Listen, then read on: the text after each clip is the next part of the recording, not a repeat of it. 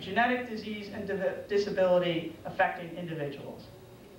As one theologian put it, what genetics offers us is a way to know the limits of participation and to make provision for inclusion when the person of limited capacity cannot independently earn a place.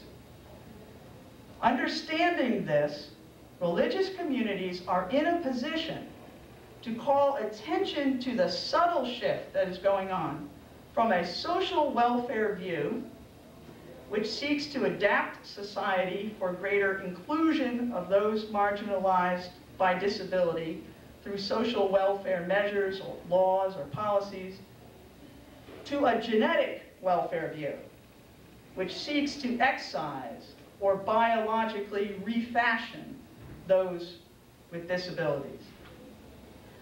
The sociologist Marca Luisa Mehrengoff warns that rapidly developing and scientifically alluring genetic technologies are encouraging the adoption of a genetic welfare view with resulting misplaced priorities, while vast amounts of money are invested in genetic screening and reproductive technologies, mostly for middle and upper middle class women, white women. We fail to invest in basic forms of healthcare. As a result, poor women give birth to underweight, undertreated, and chemically exposed babies with similarly injurious forms of disease and developmental delay. Third observation, on the global front, an option for the poor globally means, I think above all, to question the overriding control of market values in decisions concerning research and development priorities. Speaking both of the promises and the perils of our 21st century reality of global interdependence, Lisa Saul-Cahill argues that a civic understanding of health, not merely a consumerist one, a civic understanding, can emerge, and it must emerge at the global level, if information and communication technologies are used not only to serve the market, but to envision and realize shared goods of healthcare in a newly integrated world. In other words, if we make the conceptual shift from products to global public health. A study conducted by a team of Canadian researchers and published in the journal Nature Genetics in the fall of 2002 provides, I think, a very good example of shifting the lens in genomic research from its dependence on profitability and its dominant attention to the health problems of prosperous nations. In response to the World Health Organization report, the team asked 28 experts in health research, they were either experts from the developing world or people who had done most of their research in the developing world, the 90% world, to name the top 10 biotechnologies for improving health in the developing countries. At the top of the list were modified molecular technologies for affordable, simple diagnosis of infectious diseases, recombinant technologies to develop vaccines against infectious diseases, technologies for more efficient drug and vaccine delivery systems, and technologies for environmental improvement, for sanitation, clean water, and bioremediation. The study showed not only that biotechnology, that genomic technology is not irrelevant for developing nations, but also that some advances in biotechnology, for example, in the area of bioremediation and developing biological substances for cleaning up things like oil spills, they're surprisingly affordable when they're matched against conventional methods. Related to this is a critique of what we might call the culture of ownership that dominates the research and regulation environment in biotechnology. Genomics and World Health echoes the voices of many around the world who are sharply critical of current intellectual property laws, which allow patenting of genetic material.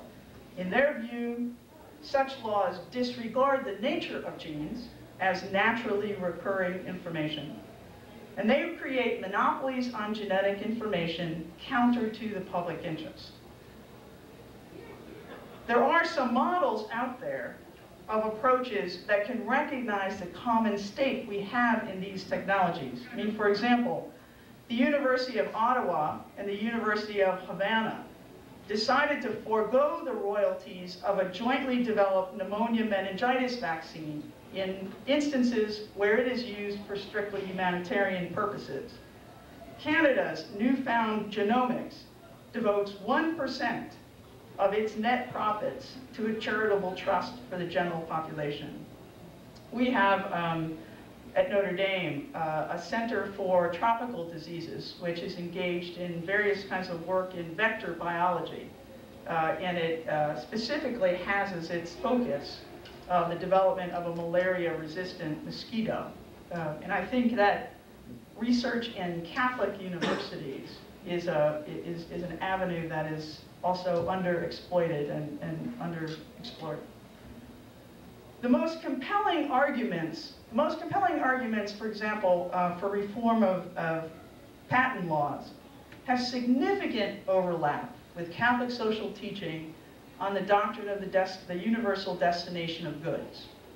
Critics of the rush to patenting and the overall inequity of access to the benefits of genomic research argue that the character of the Human Genome Project as a multinational cooperative effort aimed at identifying a common genetic code makes its discoveries global public goods.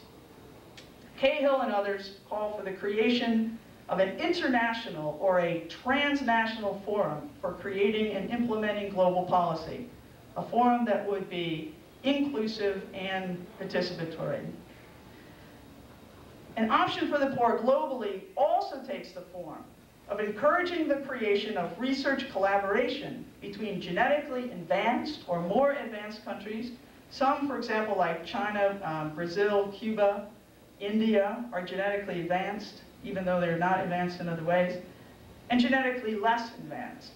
Tiki Pang of the WHO argues that while it is a positive step to ask how biotechnologies might serve public health in the developing world, it must be acknowledged by genuine willingness on the part of developed countries and the pharmaceutical and biotechnology industries to share knowledge and help poorer countries apply such knowledge to solving their own health problems. Pang argues further that the developed world must be prepared to invest more money in research in developing countries, but in a spirit of helping developed countries ultimately to help themselves.